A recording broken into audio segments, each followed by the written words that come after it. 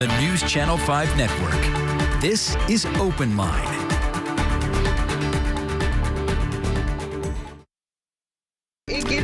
Good Tuesday evening, everyone. Rhori Johnston in the OpenLine chair tonight for Ben Hall. Appreciate you all tuning in here on News Channel 5 Plus. I'll apologize in advance for my voice. Feel fine. It's just, that time of year.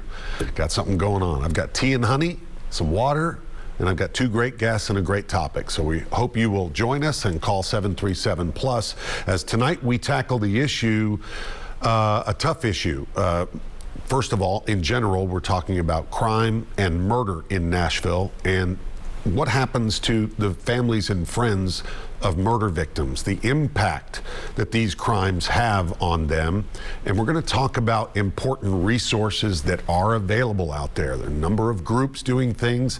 Specifically, we got a couple of groups joining together for a really unique event this weekend. We're going to talk about that. Let me get right to our guests. First, it is Talia. And Talia, your last name, is it Monget-Simmons? Yes, sir. I said it correct. All right. Thank you for being here. She is the founder of the Antwand Covington Jr Foundation, and we're going to talk to her about that group. And also with us is Merna ElSols, a counselor on the child and teen team with the Refuge Center. Thank you both for being with us. We appreciate it. Thank you guys for having us. Let me start with you, Talia. I know a little bit about your story. It was June of 2012. Your son was 17 years old. What happened? June 9, 2012, my son went to a Sweet 16 party of a good friend of his, him and a couple of friends, and as they pulled up and exited the car, some guys were shooting and they shot and killed my son. And so here we are 9 years, 9 years later. How are you doing? I'm living. Thank God that I have faith. God has kept me. I've got a great support system, and working in the community helps to heal some of the pain that I've gone through. So I mentioned your son was Antwand Covington Jr., and when did you start the foundation? I started the foundation just a few years ago. I've been doing a lot of work in the community with Partners in the Struggle and Earl Jordan for the last 9 years. Yeah. But I focused more on doing my own organization just a few years ago.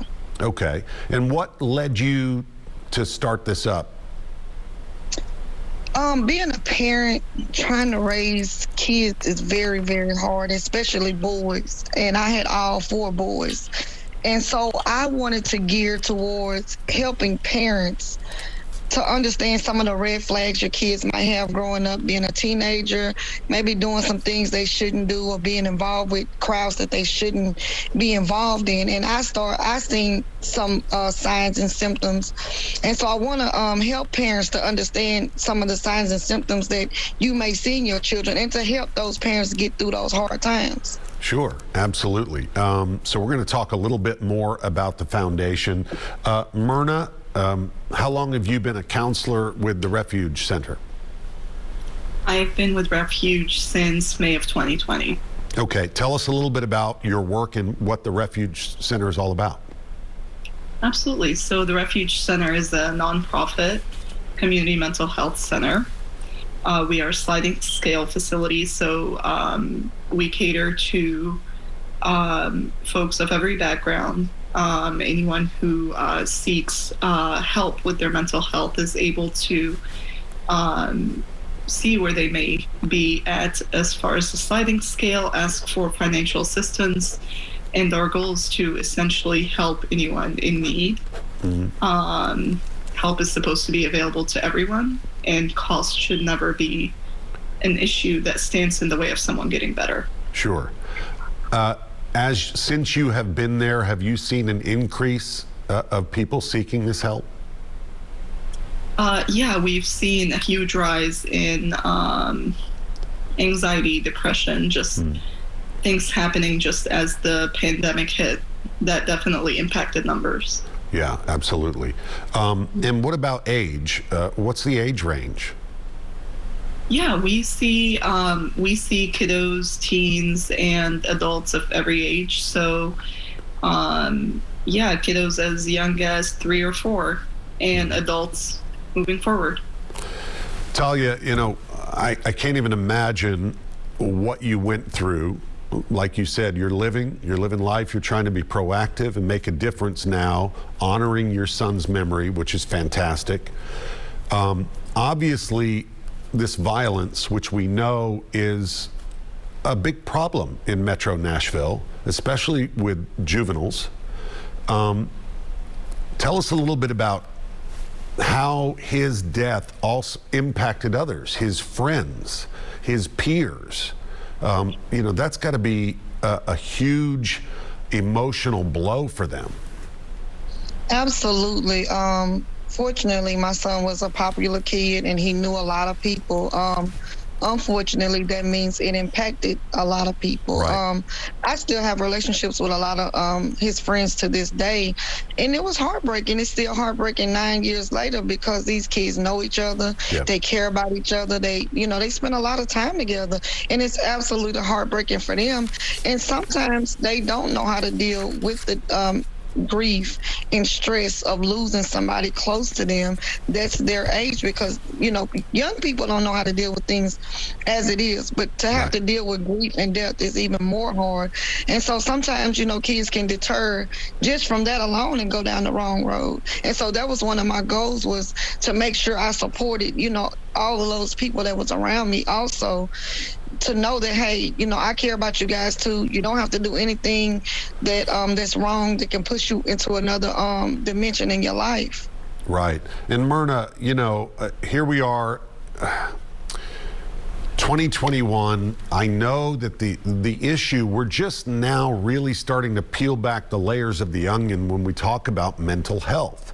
But we're trying to get rid of the stigma, especially when it comes to men and young men who, years ago would never bring up their feelings, and admit to anyone that they have feelings and emotions and they're sad or they're depressed or, like Talia said, anxious.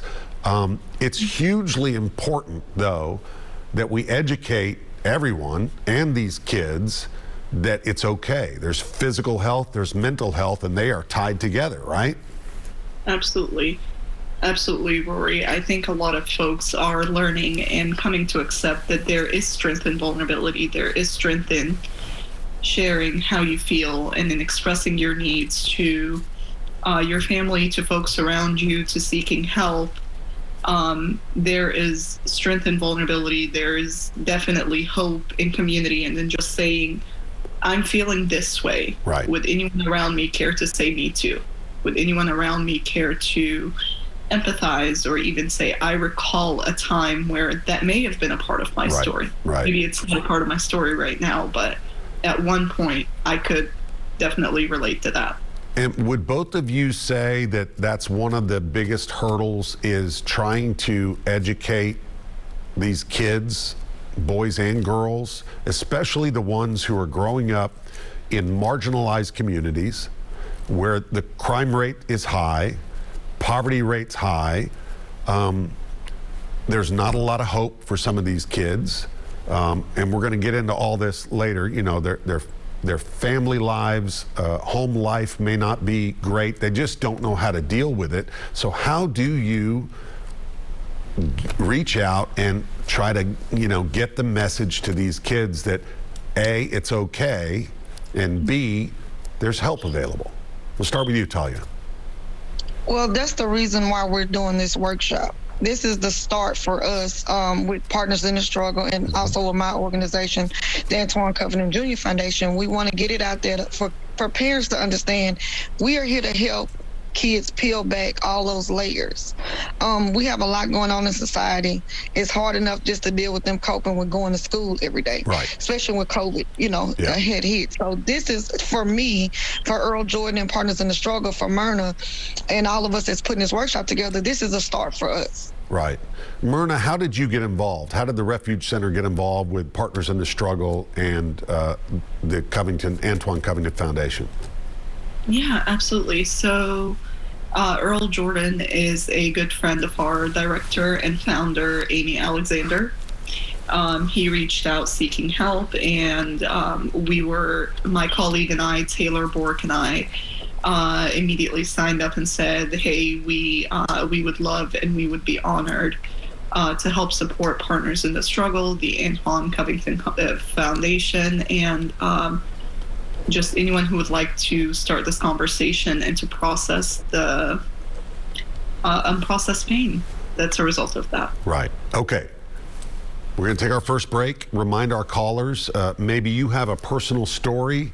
You've been affected or impacted personally, your family or friends, by violent crime, especially among juveniles. We're going to talk about this unique workshop that's coming up right after the break.